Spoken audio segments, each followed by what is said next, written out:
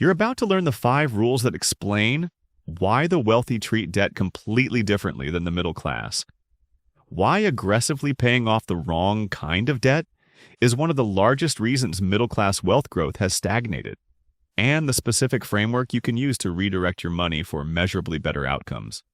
These aren't theoretical concepts or aspirational ideas. They're math-backed rules documented in Federal Reserve data, 20-year compound modeling, and decades of wealth accumulation research. We're talking about the structural difference between consumer debt and leveraged debt that the middle class confuses, the 8% rate threshold above which paying off debt always beats investing, the arbitrage that costs aggressive mortgage payoffs, $350,000 in lifetime wealth, the leverage formula the wealthy use to multiply returns, and the 3 conditions that determine whether debt builds wealth or destroys it. By the end of this video, you'll have a complete framework for thinking about debt the way the top 10% does. Here's what research reveals about debt in America today.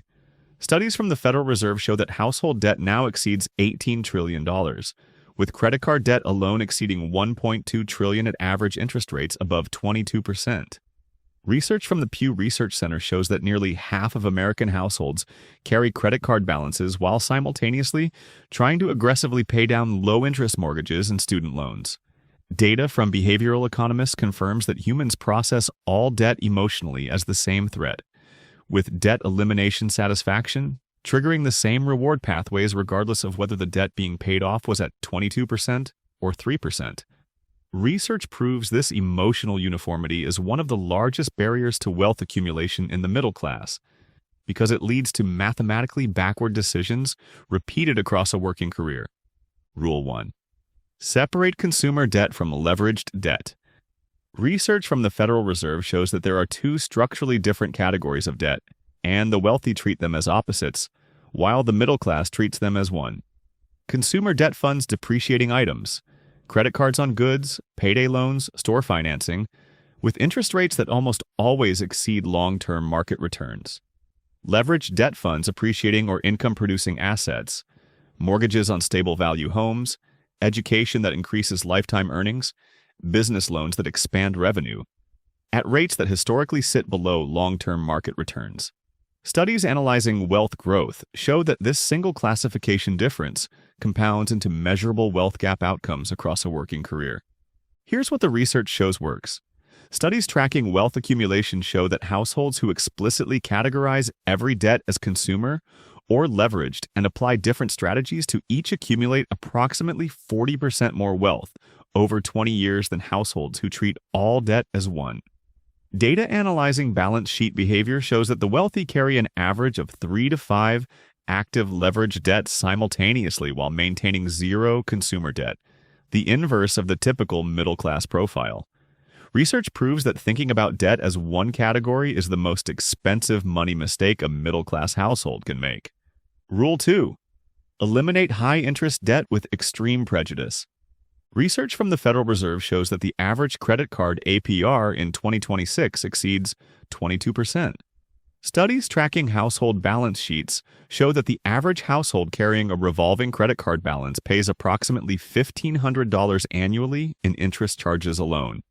Data from the Consumer Financial Protection Bureau shows that this interest, compounded over 20 years, exceeds $30,000 in lost wealth per household. Research consistently shows that any debt above 8% annual interest is mathematically incompatible with investing because debt cost exceeds expected investment returns. Here's what the research shows works.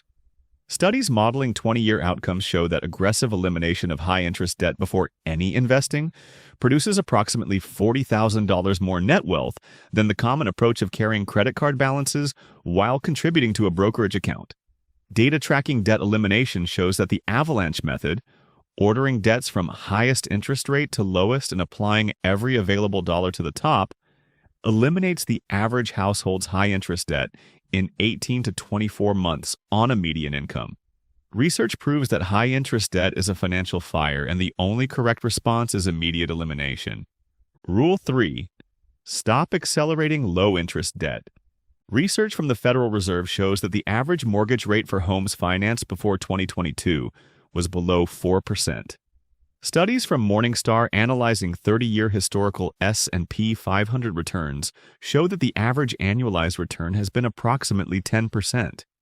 Data using straightforward arbitrage modeling shows that every dollar applied to a 4% mortgage as an extra principal payment, rather than invested in a broad market index fund at 10%, represents an approximately 6 percentage point annual loss compounded across the remaining life of the loan.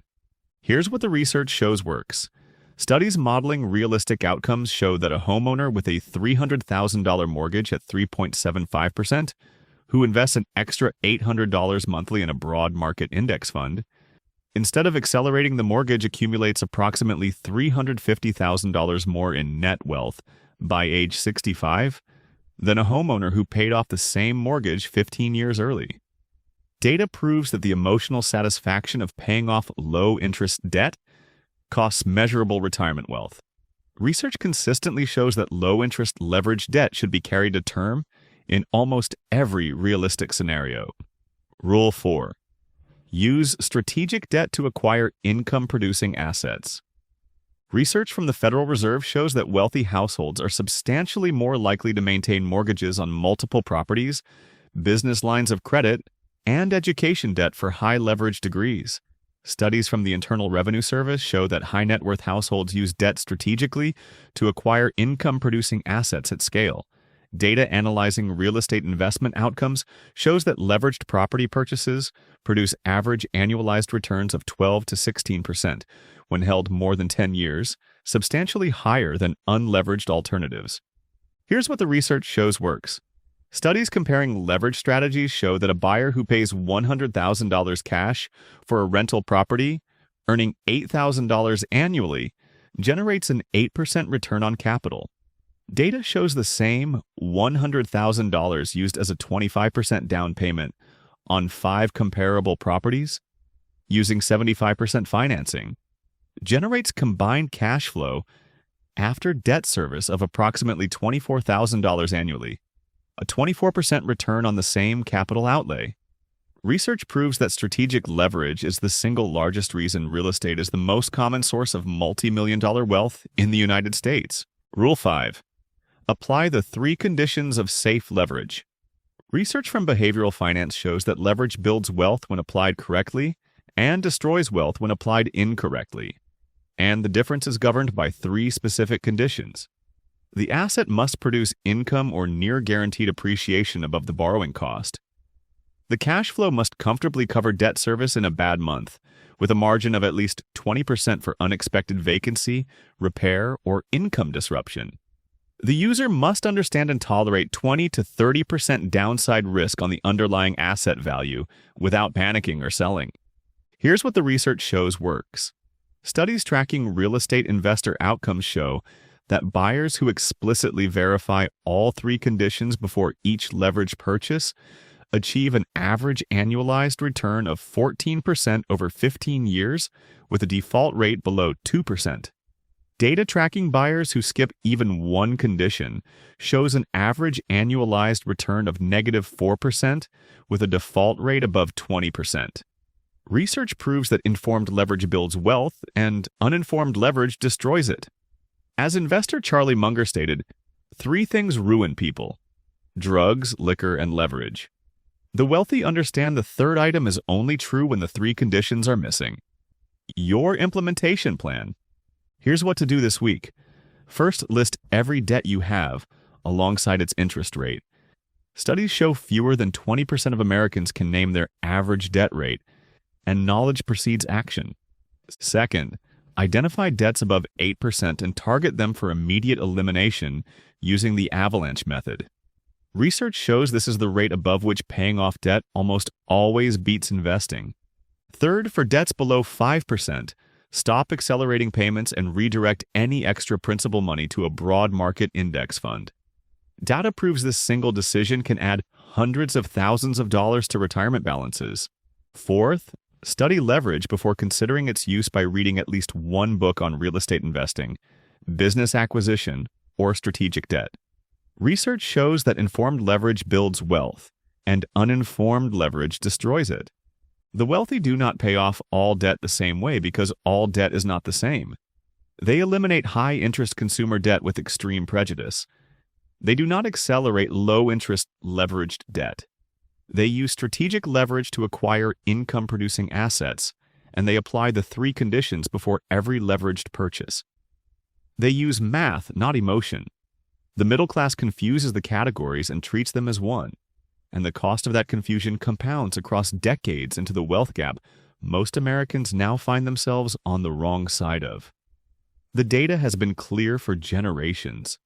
The behavior change is uncomfortable. It is also worth it.